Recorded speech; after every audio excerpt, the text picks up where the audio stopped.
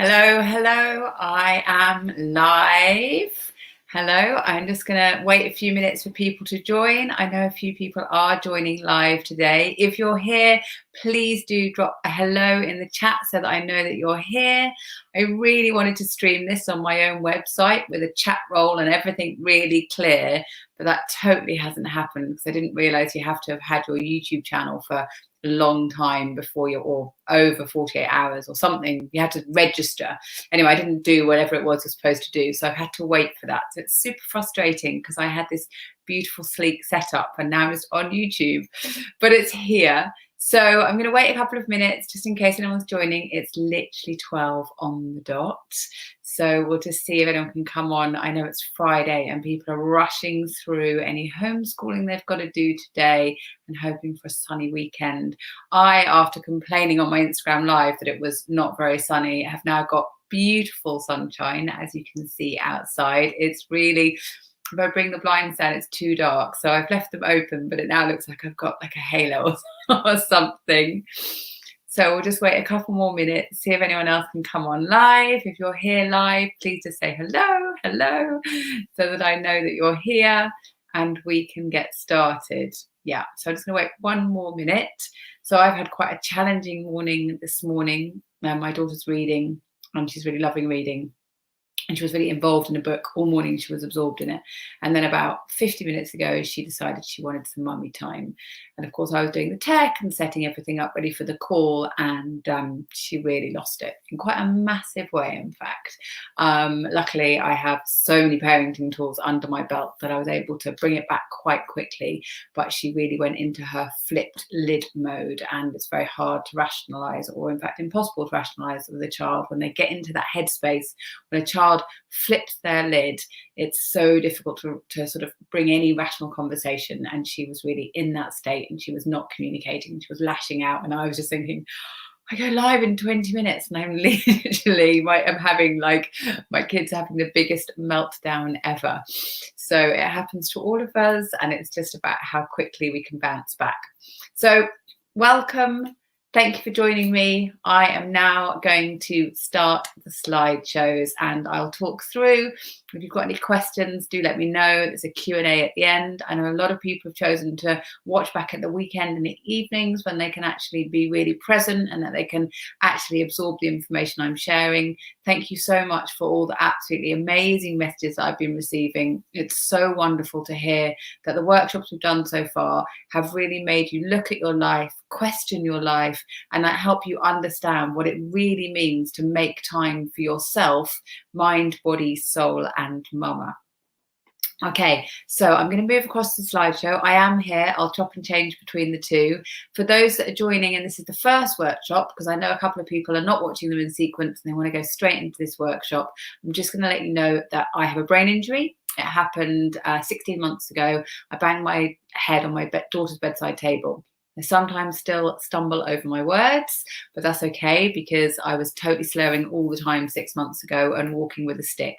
So I'm making massive progress all the time. I'm using slides so that I can stay focused, and also I get super excited about these subject matters and I can kind of go off on tangents and get all excited and start telling you loads of stories. But I know that we are limited to an hour, so I want to be succinct and focused for you today. So what I'm going to do is I'm going to move on to the slideshow. There'll be bits where I'm reading, bits where I'm talking, and I'm going to switch between the camera and the slideshow. So we'll start. Oh, and this module is called shit-shaped gifts. So I apologize for the swearing, and I will say S-shaped gifts in case anyone doesn't like swearing or is offended by the swearing, because I know that the Europeans have a different attitude to swearing than other parts of the world. And so I just want to be conscious of that too. Okay, I'm going to go to the slideshow. Okay, so here it is. We are here on day 3, and I'm sure those of you that watched the workshop already, your mind has been processing whilst you've been rushing around looking after everybody else. Maybe you had time to fill in some of the workbook. If you haven't downloaded the workbook yet, please do. It's in the top right hand page of the workshops pages, and it's on there on each one. Hi Kathy, hello.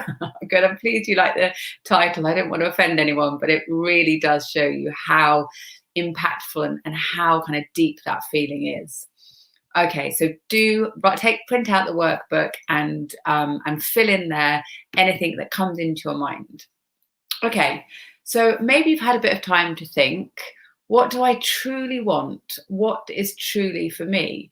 And maybe you're realizing, wow, I have no idea what I want for me. And it's all good because everybody is at different stages. The one thing we all know is that making changes in your life will make you feel more in control, and that can only be a great thing.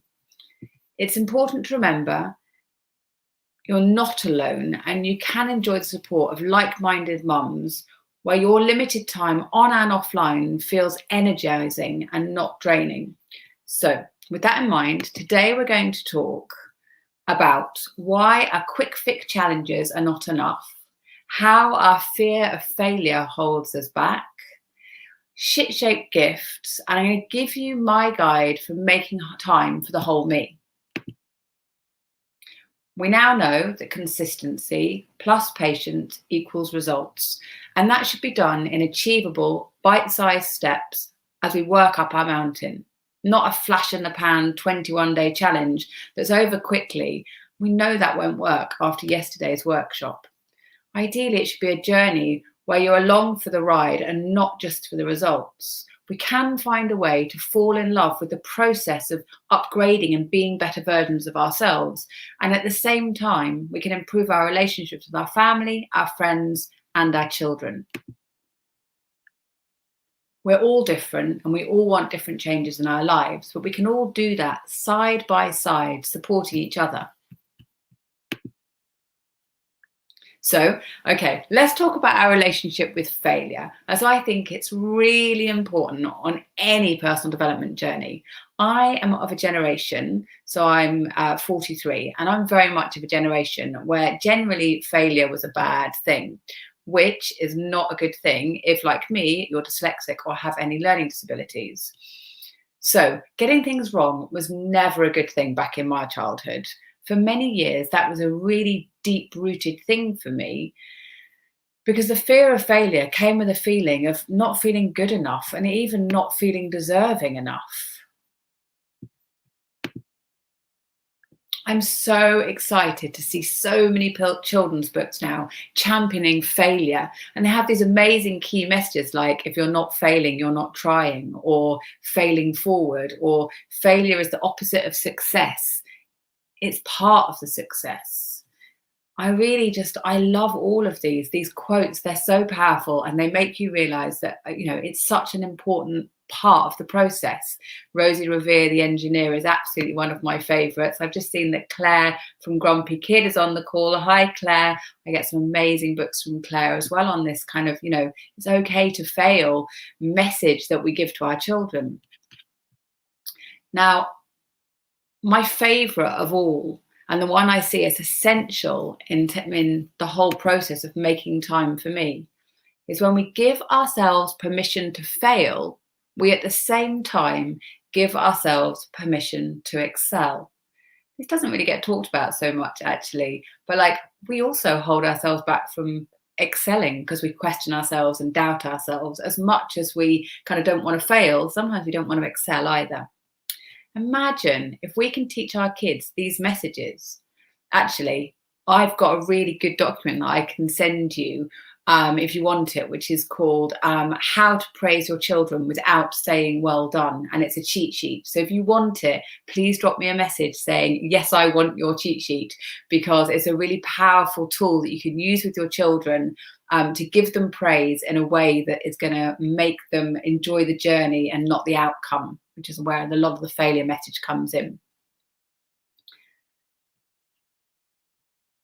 Okay, so a lot of the messages that are in that document can also really help you support your children not to get into this fear of failure rut that so many of us seem to be in now. To get away from our fear of failure, we need to go and get out of our own heads. If we want to be better, for example, for our soul, and we've always wanted to paint, and we go and we do a painting for the first time and it's rubbish, that is also okay. Do you think that Cézanne's first painting was mind-blowing? No, of course not. He probably threw many pieces in the bin when he first started. Remember this, okay? Cézanne is considered one of the greatest living modernist painters of all time. He painted his whole life, yet it was only when he reached his late 50s and 60s that his work really became regarded as worthy.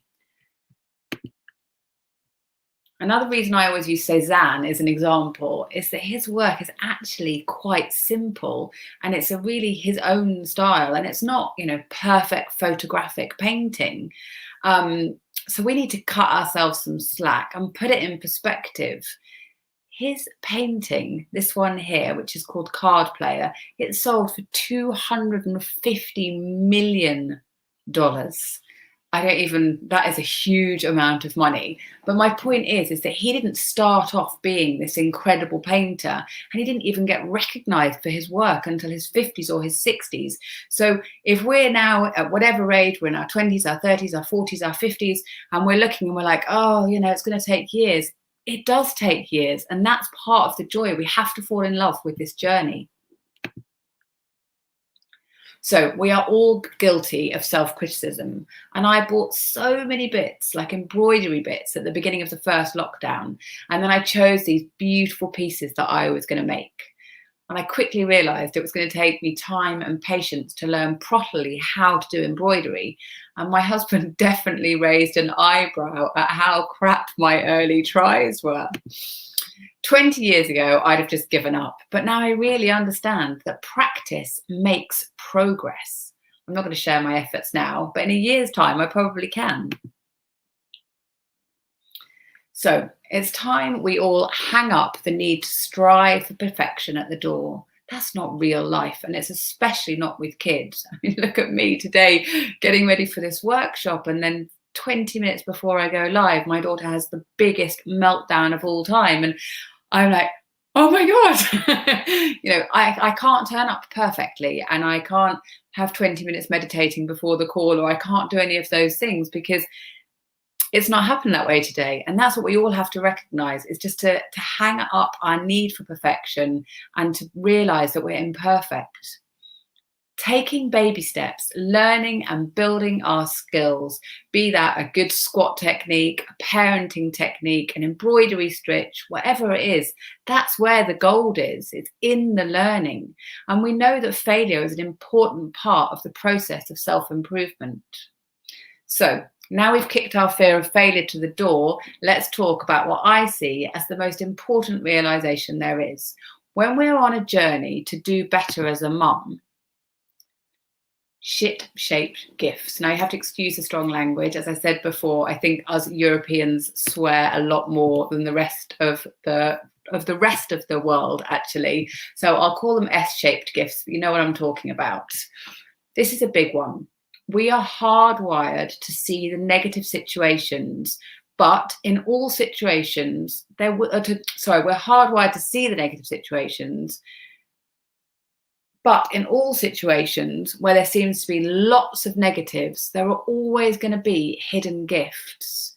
One of the most powerful exercises I do that releases mum guilt is finding these S-shaped gifts in experiences we've previously lived through ourselves. I'm going to share with you some deeply personal experiences. I'm going to quickly just come out of the slideshow very, very quickly so that you can see I'm actually here. Hello, hello. I'm going to share with you some really personal stuff now, but I really think that a big part of the motherhood journey is being honest and sharing, so people know that they're not alone, and also so people can see how you get where you are and how you've grown through the challenges that you have. So I'm going to share a little bit more on that now. And I can find my slideshow. Here it is. Okay, fantastic. Okay, so this is deeply personal example.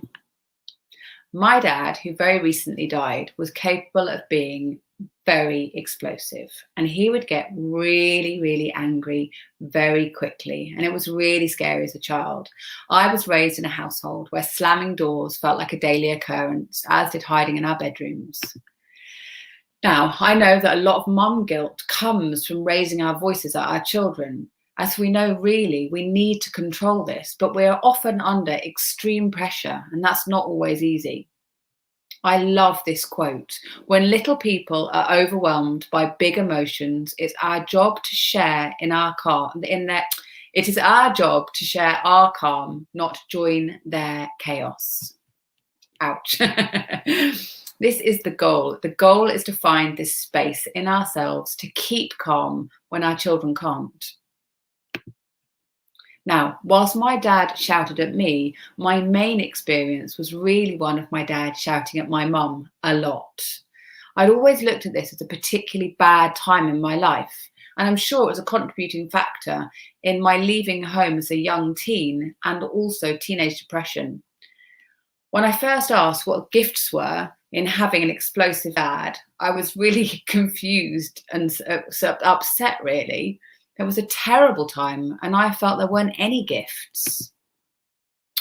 However, as I know that upgrading yourself, it's all about doing the work, I did the work. I looked at these 7 areas of life and I dug deeper to find these S-shaped gifts that I've promised that are here. As part of the exercise, I looked back and I saw my relationship with my mum and my sister become stronger. As a teenager, and I spent a lot more time away from home, and I built really strong bonds with my friends. I also learnt to read people, and I could see conflict coming really easily.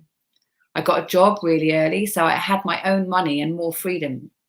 The list goes on. I see so many things that come from my childhood that actually at the time made me grow in other areas. These were the gifts. Then I looked to now. How has this perceived negative period of my life been a gift to me, the adult Jade? So I looked how good I am in a boardroom filled with men with suits. I mean, I can literally read every one of them, and I can be the negotiator and the peacekeeper. It made me very conscious of my own relationship with my daughter. It taught me how to manage my own temper and to seek tools to support me in that anger. We are all presented with shit-shaped gifts all the time. And my God, I've had a few lately. Look, I've got a brain injury, which I got in October 2019. After 6 months of slurring, light intolerance, constant headaches, I was asked for a brain scan to see whether or not I had any long-term brain damage, you see, and I still stumble over my words. But luckily there was no brain damage, but they found a cyst in my brain. Wow, if I hadn't banged my head, I would not know about the cyst, and who knows what size that could have been before it was discovered. Now, I'm working to reduce that with a naturopath. I'm forced into only eating really healthily, which affects my whole body health. I'm not forced into healthy eating through fear, though. If you remember from yesterday's workshop, health and wellness are really strong core values to me. So, from all you heard yesterday, you'll understand that now it makes it easier for me to stick to this as it's an important value. And with the brain injury, I've learned to cook all sorts of new and super easy dishes. I've had very little screen time for at least 6 months. I couldn't actually look at a screen. I actually still can't watch television or movies because moving images distress my brain.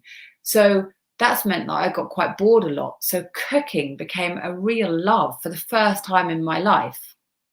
I've had to get organised. I've had to plan our meals. My husband Pete says he's grateful for the brain injury, so I've become a really good cook. You get the picture. I want to assure you that your greatest challenges will also present your greatest gifts. We grow through the tough stuff, and so often we're still licking our wounds because no one ever told us that yes, they hurt, but they actually shaped us, and therefore there is also great beauty. I have spent many hours unraveling and crying a lot to work through this work. So I don't expect you to fully understand the power of this with such a brief description. But I do want to promise you that it is possible to look at situations which normally you would never see as anything as bad, but actually as something that are filled with really incredible hidden gifts.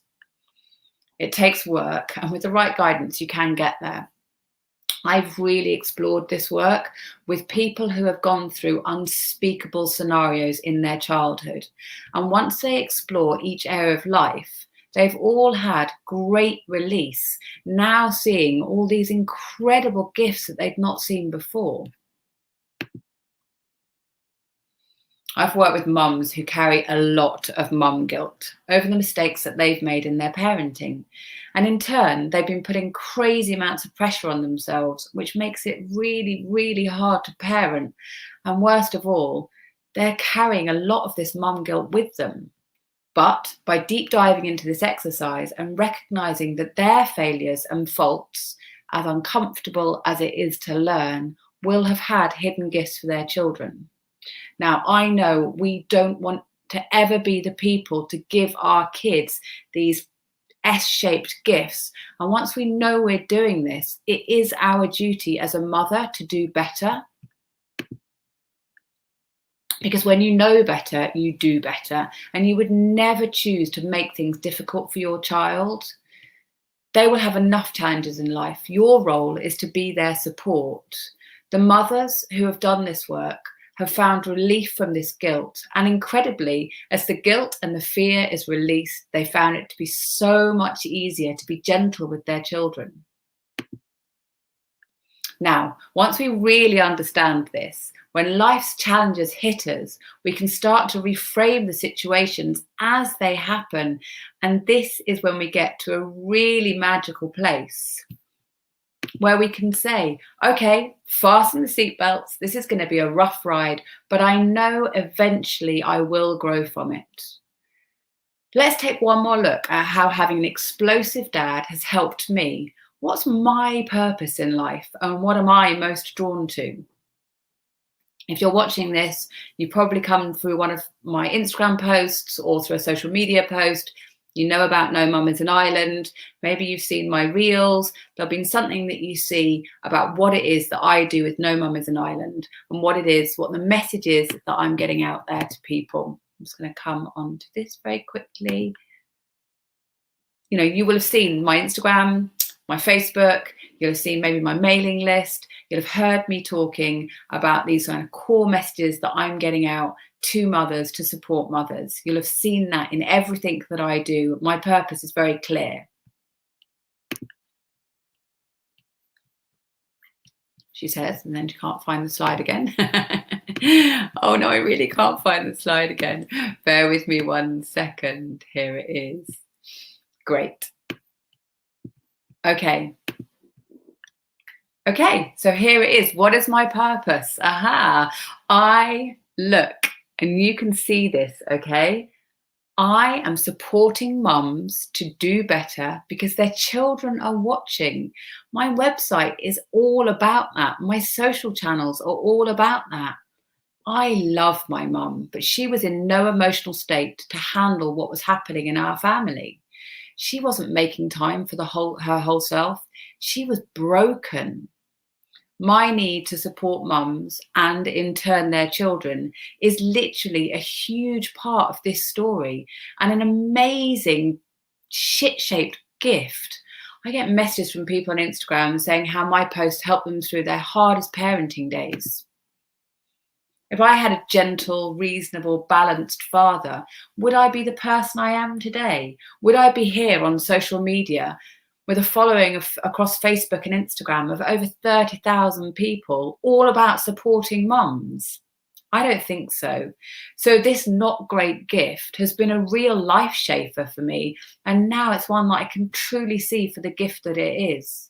It doesn't make it okay, and it doesn't make it excusable, but I can use it to drive me forward for good. So as we start to reframe some of the challenges that have come to us or that have held us back until now, we really just need to get structure to get moving. Why not have a go now and take one really rubbish situation that you've lived through?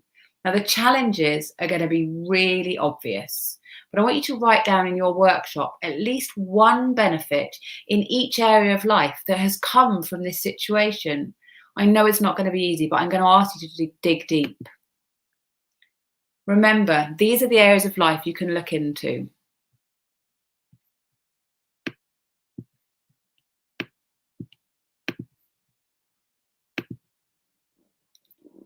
Okay, so I'm just going to wait a second. I look a bit disheveled today. I think it's probably the mad, frantic rush of my daughters having a freak out before we got here. I want you to have a think. I want you to think about something really challenging. Something maybe that's something that happened in your childhood, maybe something that's happened in a workplace, any experience that you kind of feel like, wow, that was so rubbish for me. It hurts. It brings up that horrible feeling, something that is a life shaper that maybe you perceive as a negative life shaper. I want you to think about what I've just said about the real challenges that have come up in life. And I want you to start to think of just one thing at any stage in your life, whether it's a positive that happened. Positive is not the word, but it's a benefit that has somehow supported you in your life, and write that down. I've had some really intense experiences in my life, from teen depression to attempted suicide when I was 17, to drug and alcohol use quite heavily, to struggles with being a single mum, to coming to this place of doing huge amounts of deep personal development work, because as a mother, I don't want that to be my daughter's story. I want my daughter to see that I have grown and changed and evolved as a person. And the only way that you can do that is to start to see all of the things that have happened in your life as having gifts in them, no matter how difficult they are to look at. And it's deep emotional work. And this is a 1-hour workshop, so I'm not expecting you to fully kind of do that work. But I want you to see that even just a tiny light in your mind that will say, oh, wow, yes, I can actually see that this is possible, that this is somewhere that I could eventually get to. You don't have to get there in this workshop. You just got to think about the possibility that you could get there. Okay. Now, in our last workshop, we talked about your mountains, these things that you would want out of your life, like these things that you would like to do or to be, the big things that you would love. Now, some of you from the other workshops, you may have an idea of what some of your mountains are. It may be that you want to paint regularly. It may be to learn a language. It may be to change your fitness levels. It can be anything, whatever those mountains are that are personal to you as an individual.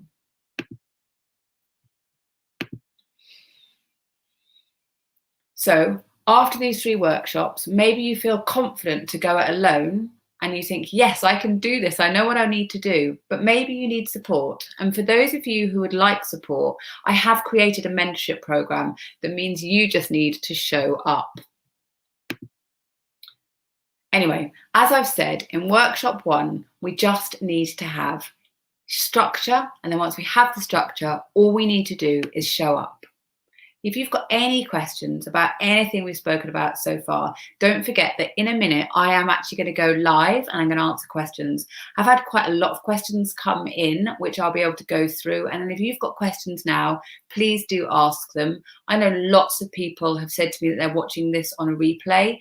So if you're watching this on the replay, what I want to say is, please send me your questions. You can put them on the YouTube video here. You can put them on the StreamYard chat, or you can Instagram them to me, or you can reply to my email, and I will reply to those on Sunday, because I think a lot of people will have questions later at the time. Okay, so I'm going to say, why do I think we need a mentor? By showing up when working with a mentor, you'll be able to become accountable, and you're never alone. You never get to that stage where 2 weeks have slipped by and you've made no progress. Or if you get bored, and let's face it, we all do, there's an instant plan B. I'm just having some water. You can mix up your routine, but never your destination. Maybe you really want to learn Spanish, which is what my thing is at the moment. So I'll use it as an example. And 2 weeks into Duolingo, it's beyond boring for you. And that's the point where people normally quit. But by working with a mentor and being part of a program, you're accountable and you're inspired to find an alternative way to learn. If it's not working, don't give up. Just find a better way instead. You're not alone on this journey to being a better you. There's always an opportunity for support and connection. I want to add here that you are enough, and that wanting to be a better version of you is not because you're not enough already, but because you know that you can grow to be more of who you want to be. You don't need to worry about trying to reach other people's visions. This is bespoke for you. As mothers, I believe we're all on completely different journeys, but we're growing side by side. Once we've understood our values and our visions, which we spoke about in the other workshops, then that is totally unique to you. You know the destination, and I've got a roadmap, the structure and support to get you there if you're prepared to do the work. It will allow you to go on a transformational journey as the whole you, your mind, your body, your soul, and your mama. So here is the guide. Here it is. This is what you need to use. Know yourself. It's so easy to eat what the family want, go where the family want to go, read a book that someone gave you. I am inviting you to stop and really think about what you want. Explore the values we discussed in workshop 1. You can easily do that on your own. But if you choose to work with me, we can really deep dive into that in a really powerful way. Number 2, create visions for you and no one else. Not what a magazine or Instagram say you should want, but what you truly want. And that's easy when you really start to look into it. Number 3, we spoke a lot in yesterday's workshop about this. Make sure your visions and your goals are ones that don't have an end point. Otherwise, when you reach the goal, you'll easily slip back from having done all the work back to square one. And 4, ideally work with a mentor, but work with a friend or a family member or someone who can keep you on track, that you actually have access to, who can keep you inspired and accountable. Okay, let me ask you a question. What do you think is the most exciting thing about becoming an upgraded, better version of yourself? I'll give you a second to have a little think about that. Can you think of something that you think, wow, if I was a better version of myself, maybe I'd have more time. Maybe I'd find myself. Maybe it'd be more fun. Maybe you wouldn't take life so seriously. Or maybe it would just be that ultimate sense of achievement, doing things that you've always wanted to do. I know that what I've put together to support you on this journey will really help with this. It will support you to make long-term changes where you feel joyful and thriving. That's why the Mind, Body, Soul plan was born. I know the secret to any challenge, be it a weight loss journey, a mental health journey, a new career path, a new parenting style, is just about showing up. It's really that simple. And if you've got someone who can mentor you and keep you accountable, all you need to do is show up, and then with support and accountability, you'll be able to be in the beautiful flow of growth. Okay, so I am about to go live to answer some questions that have been sent through. If you're on the call now and you've got any questions, please do put them in the chat because I can answer them now. But if you're watching this back, please still send me your questions because there will be time for me to answer them on Sunday. If you are going to join the competition and you want to enter, then remember, this is all you have to do. Attend at least one of the workshops. I mean, I put all of them here, but I know how busy it is and it's lockdown, it's homeschooling, which I was not imagining to be happening when I presented this really in the way that it is, particularly now it's been extended. So even if you watch one workshop and it gives you value, then that's brilliant. Do the quick, powerful work. There's a workbook with amazing information there that will really get you thinking. Share with me your light bulb moment from at least one of the workshops. I've had so many amazing messages on email and Instagram today with people sharing really beautiful light bulb moments, and it really helps me be inspired to keep doing this. Bonus points, if you want to share a selfie on your IG stories or do something about this on your stories, then please do. And I will announce the winner on the celebration party on Sunday. And in fact, I'm going to put a sequin dress on Sunday because I haven't dressed up for so long.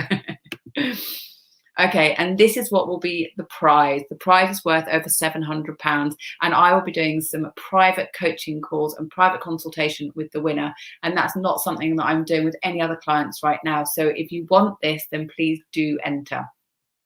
Okay, so I'm going to move across now if I can remember how to do it. Here we are. Hello, hello. Great, I can see lots of chat coming up here. Thank you for joining the chats. So I'm going to answer some of the questions. If you've got any questions in real time, please tell me. If you're watching this back, don't worry at all. What I will do is I will make sure that I answer your questions on Sunday, and if I need to, I'll reply to you personally. But it's also really lovely to see other people's questions, because often it can create light bulb moments for you as well. I've got our notes here with all the questions, which I somehow managed to close before the call started, so I'll do that now. Here we are. Okay. Here we are, so I can still see you guys and the chat at the same time. Oh, here we are. Great. Okay, so I've got some questions. So the first question came here from Ola, who says, regarding mindset and limiting beliefs, have you always been a positive, I can do person? No. In answer to your question, no, I have not. So I actually suffered from teen depression, probably because of the problems in my family and the challenges of living in quite an explosive home. And I was not at all. I had a very closed mindset. I was also dyslexic, so I couldn't learn. So I had an attitude of not being able to learn. I had the fixed mindset. I was dyslexic. I couldn't get into college because back then dyslexia wasn't so recognised and there was less support. And I really wanted to be a teacher. I wanted to teach primary school, but I couldn't because I was dyslexic. So you can't teach children when you have those problems. So that was really disappointing for me. I find it quite entertaining that I am now teaching and with a brain injury and loving it. So, you know, it all comes around. So no, I definitely have not been like that my whole life. And as I mentioned before, I also tried to commit suicide when I was 17.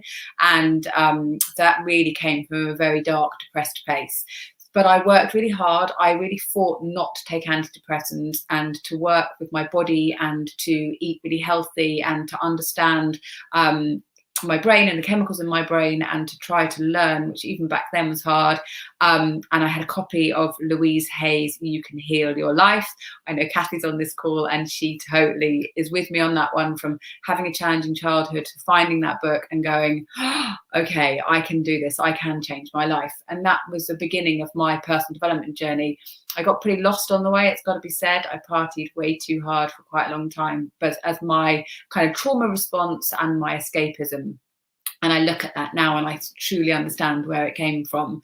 And it was what it was. So no, in answer to your question, I have not always had this mindset. But now, after doing the work and doing hundreds of hours of personal development work, studying cognitive behavioral therapy, studying positive psychology, even looking at positive discipline and all of these tools that I've learned, particularly the ones in parenting, and recognizing that maybe, although my mum had incredible parenting tools, the scenario that I grew up in made that very challenging for those to actioned properly. It was a bit of a challenge. So no, I didn't. This is a learnt mindset. There's an amazing book called Learned Optimism by Martin Seligman, and he actually talks about learned optimism and how you can learn it. And I completely support that. You really can learn it if you put the effort in and change your mindset and start to look at things like these S-shaped gifts that we've talked about and how you can see we need change. I can hear my daughter in the background and I need to check if it's not a screaming moment. Okay, so the other question that she's asked is, with the brain injury, it's a real challenge, yet you keep positive. How do you do that?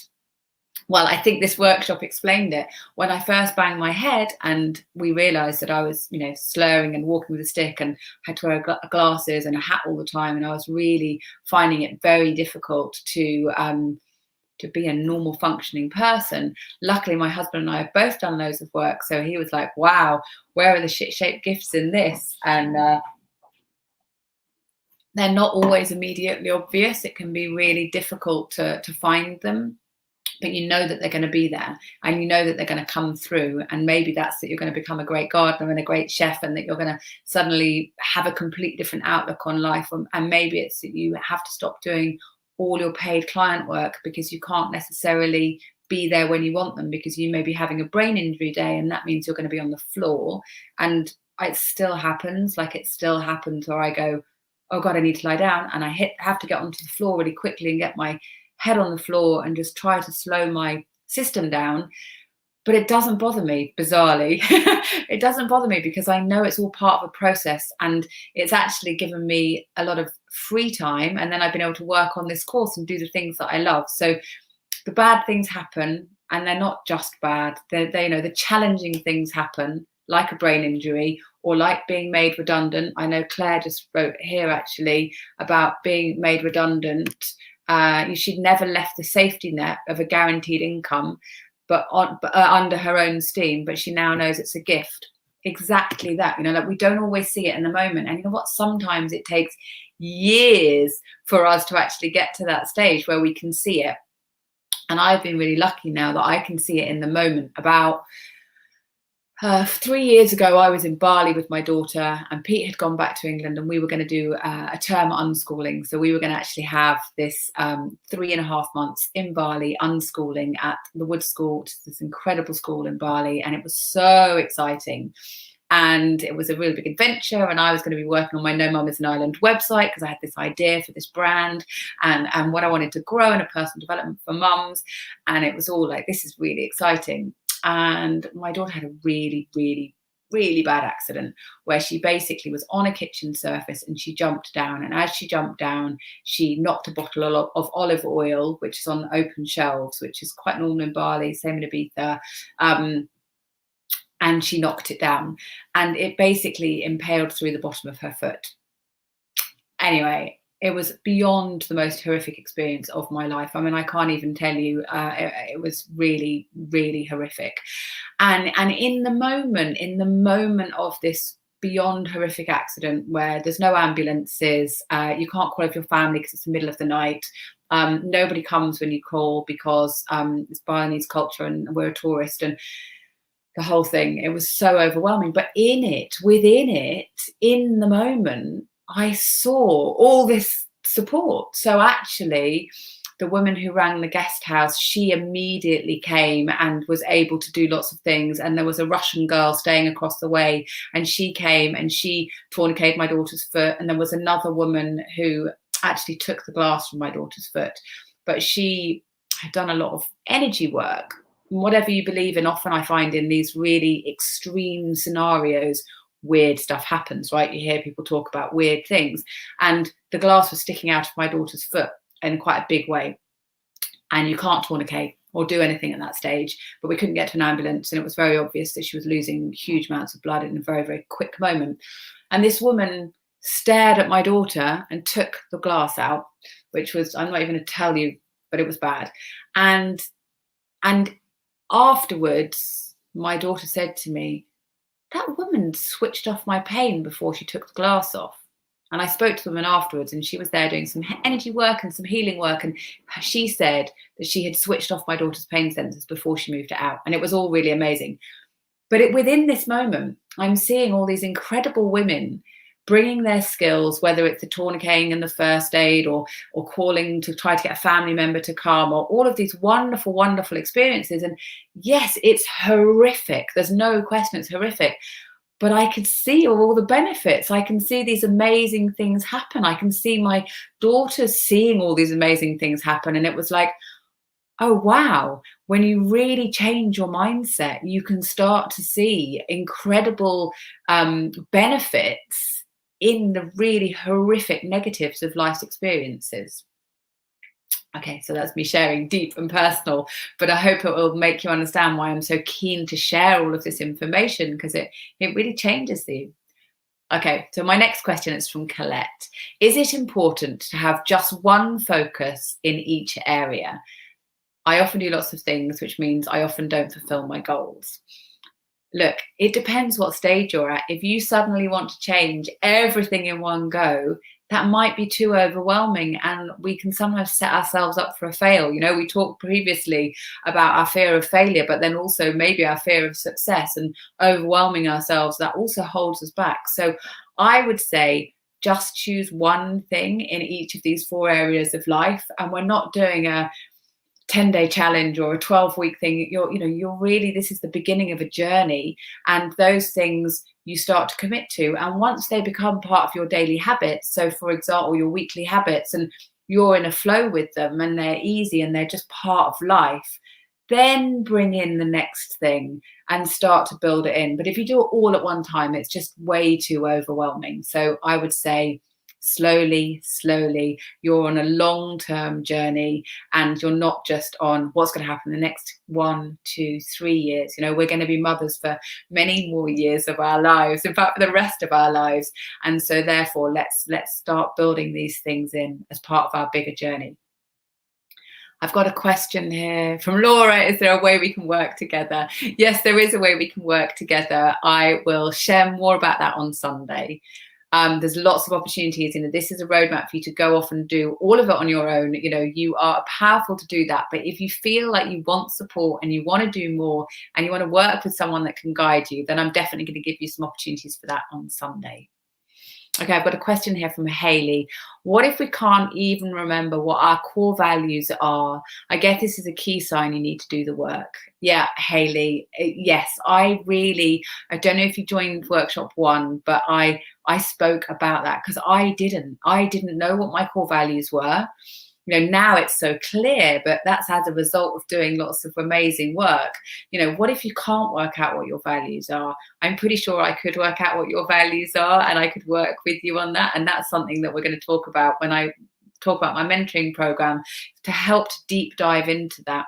But really go back to your workbook and start looking at that and see what you turn up for, see what you show up for in life. If someone says to you, let's go for a coffee, and you say, yeah, okay, well, not in this world, but before this world, and you said, yes, I'm going to go for a coffee with you.